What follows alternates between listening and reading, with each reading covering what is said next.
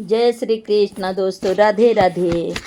और लक्ष्मी जी जब पूछती हैं तो विष्णु भगवान कहते हैं कि महेश्वर का मैं दर्शन करते रहता हूँ, इसलिए निंदा मग्न प्रतीत होता हूँ। नींद में भी मैं निंदा मग्न प्रतीत होता हूँ।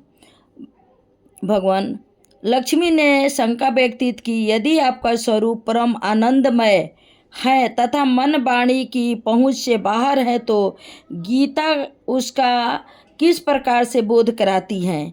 कृपा मेरी इस शंका का समाधान कीजिए।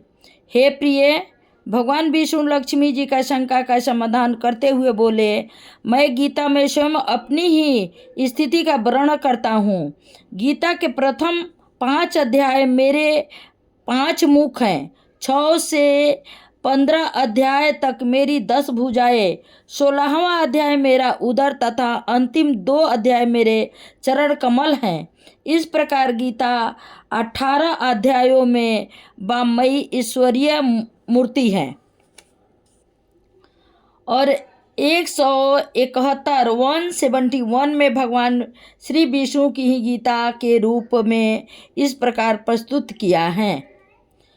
प्रभु, गीता के इस ज्ञान से किस प्रकार किसी का कल्याण हो सकता है?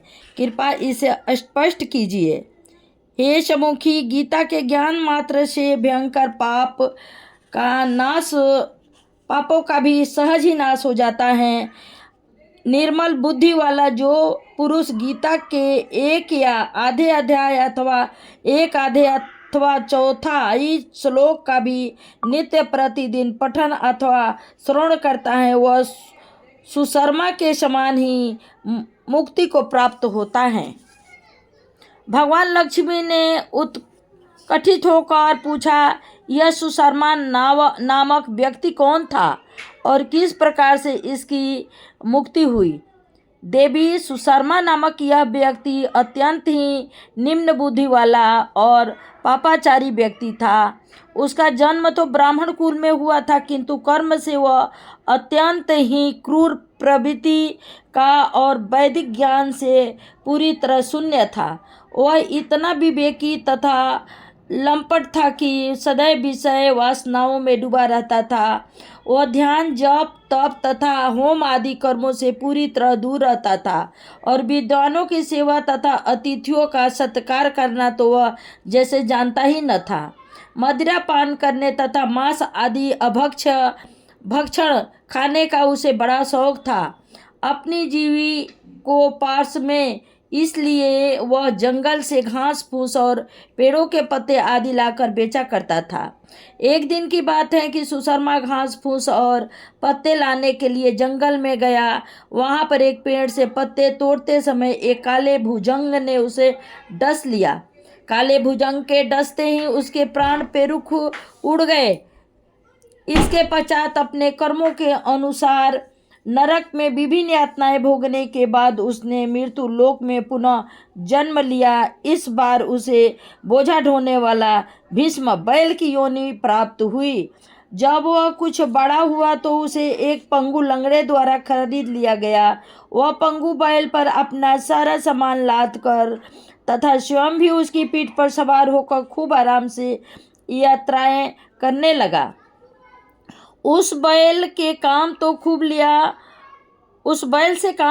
लिया, किंतु खाने के लिए उसे थोड़ा सा रूखा सूखा भूसा ही डाला जाता था। यह रूखा सूखा भूसा भी उसके पेट भरने के लिए अपर्याप्त होता था। अधिक काम के दबाव में कम भोजन मिलने के कारण बैल का शरीर धीरे धीरे जर्जर होता चला गया। एक दिन वह छिड़काए बैल अपनी शारीरिक सामर्थ्य से अधिक बोझ लेकर एक ऊंचे स्थान की ओर जा रहा था कि एकाएक उसे बड़े जोर से चक्कर आया और वह मूर्छित होकर धड़ाम से पृथ्वी पर गिर पड़ा। वह बैल इतना निर्बल हो चुका था कि बीच बीच में होश में आकर वह तड़पने लगा और फिर मूर्छित हो जाता। ऐसा लगता था कि जैसे उसके प्राण निकलने वाले हैं, किंतु प्राण न निकलते थे। इसी बीच कौतूहल बस बहुत से व्यक्ति वहां पर इकट्ठे हो गए, और जो भी व्यक्ति उसे देखता ईश्वर से शीघ्र ही उसके प्राण निकलने की प्रार्थना करने लगता। इस प्रकार तड़पते और मूर्छित होते हुए बैल की यह दशा देखकर लोगों के हृदय में दया और करुणा के भाव जग रहे थे, किंतु कोई भी उसके लिए कुछ न कर पा रहा था। बैल के कष्टों और पीड़ा को देखते हुए उस जन समुदाय में एक व्यक्ति ने उसके कल्याण की कामना करते हुए अपने पुण्य बैल को अर्पित कर दिए, किंतु उसे कोई लाभ न मिला। इसके बाद वह खड़े अन्य लोगों ने भी एक एक करके बैल के कल्याण करने के लिए उसे अपने अपने पुण्य अर्पित किए, किंतु फिर भी कोई लाभ न हुआ।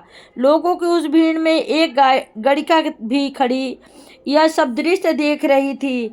जब बैल की पीड़ा किसी भी प्रकार से कम नहीं हुई तो उसने भी आगे बढ़कर ईश्वर से प्रार्थना की, हे प्रभु, मुझे इस बात का कोई ज्ञान नहीं कि मैंने कभी कोई पुण्य किया हो, किंतु जाने अथवा अनजाने में मैंने कभी कोई पुण्य कर्म किया हो तो मैं उससे इस पीड़ित बैल को अर्पित करती हूँ। प्रभु, इसे मुक्ति प्रदान करो। गणिका का उस बैल को अपने पुण्य कर्म अर्पित करना था कि तभी उसे सभी कष्टों से मुक्ति मिल गई। शीघ्र उसके प्राण शरीर से द्रूह कैद से मुक्त हो गया। इसके पश्चात जब यमदूत उस प्राणी को लिए यमलोक पहुँचे तो उसके कर्मों पर विचार किया गया। अतः परिणाम आया कि उस गणिका द्वारा अर्पित किए गए पुण्यों कर्मों के कारण वह प्राणी पूज्यवान बन गया। यही विचार कारक उसे मृत्यु लोक में फिर एक उत्तम कुल और प्रतिष्ठित ब्राह्मण परिवार में जन्म देकर भेज दिया गया। अब सुशर्मा अत्यंत ही निर्बल विचारों वाला, सुंदर और सर्वगुणों से संपन्न व्यक्ति था। उसके पिता ने उसकी समुचित शिक्षा व्यवस्था का भी अच्छा प्रबंध किया था। सुशर्मा को अपने पूर्व जन्म की सभी बातें भली प्रकार से याद ही युवा होने पर सुशर्मा ने सोचा कि मुझे उस गणिका के दर्शन करने चाहिए, जिसके पुण्यों के कारण ही मुझे मुक्ति मिली, और उससे वह ज्ञान भी प्राप्त करना चाहिए जिसके कारण एक निर्कष्ट प्राणी की भी मुक्ति इतनी सहजता से संभव है। यही विचार कर सुशर्मा उस गणिका से भेंट करने के लिए चल पड़ा। जब सुशर्मा गणिका के घर जाकर उसे मिला तो उसने पूछा, क्या तुम मुझे पहचानती हो? गणिका ने उत्तर दिया, मैंने तो अपने जीवन में तुम्हें पहली बार ही देखा है, फिर पहचानने का तो प्रश्न ही नहीं उठता। सुशर्मा ने बताया, मैं इस जन्म में तो विप्र हूँ, किंतु पूर्व जन्म में मैं बैल था, वही बैल जिसे तुमने अपने पुण्य कर्म अर्पित किए थे और जिसके कारण ही मुझे मुक्ति मिली थी। तुम्हारे पुण्यों के कारण ही आज मैं एक उत्तम कुल में विप्र के यहाँ जन्म पा सका हूँ। अब तुम मुझे केवल इतना बता दो कि तुम कौन से महान पुण्य कर्म करती हो जिसके कारण प्राणी की मुक्ति संभव हो जाती है। अपनी जानकारी में मैंने तो कोई पुण्य कर्म नहीं करती। मैं तो एक गणिका हूँ और गणिका का सारा कार्य ही पाप कर्मों पर आधारित होता है। ऐसे ही पाप कर्म में मैं भी करती हूँ। मेरे कर्मों में तो पुण्य कर्मों का स्थान ही नहीं, ऐसा कदापि संभव नहीं है। निश्चय ही तुम कोई पुण्यात्मा हो जिसके कारण मेरी मुक्ति संभव हो सकी है। कृपया मुझे अपनी दिनचर्या से अवगत कराने की कष्ट कीजिए। सुशर्मा ने विनीत भाव से गणिका की ओर देखकर कहा, हे विप्र।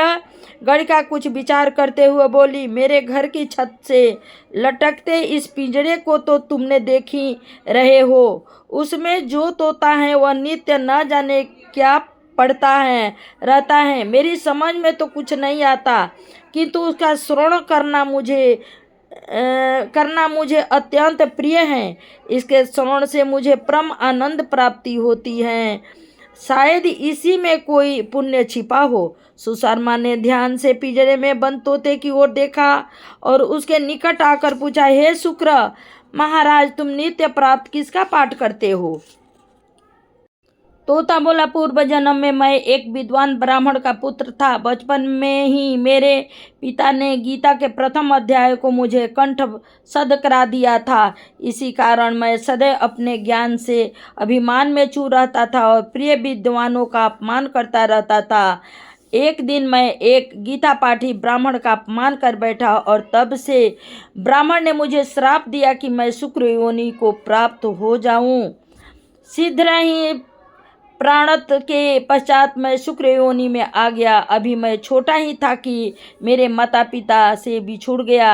अत्यंत दंडनीय स्थिति में मैं एक ब्राह्मण को पड़ा मिला। उस दयालु ब्राह्मण ने दया करके मुझे उठाया और अपने घर लाकर एक पिंजरे में रख छोड़ा। वह ब्राह्मण नित्य पाठ गीता का प्रथम अध्याय का पाठ किया करता था और यहाँ तक मैं सुना रही हूँ। आगे का चौथा भाग मैं आप लोगों का गीता का मैं दूसरे भाग में सुनाऊंगी, क्योंकि ये वीडियो बहुत लंबा हो जाता है, इसलिए बीच में मुझे छोटा करना पड़ता है। जय श्री कृष्णा, राधे राधे।